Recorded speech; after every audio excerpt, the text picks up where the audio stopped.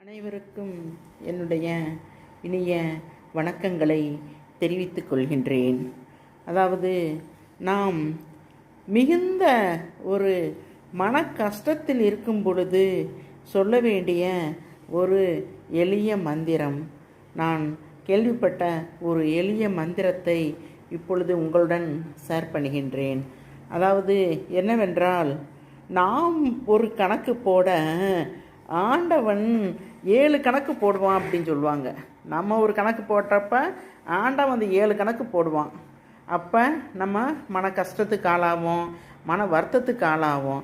அந்த நேரத்தில் சொல்ல வேண்டிய ஒரு மந்திரம் என்னவென்றால், ஹர ஹர சங்கர ஜெய ஜெய சங்கர, ஹர ஹர சங்கர ஜெய ஜெய சங்கர, ஹர ஹர சங்கர ஜெய ஜெய சங்கர.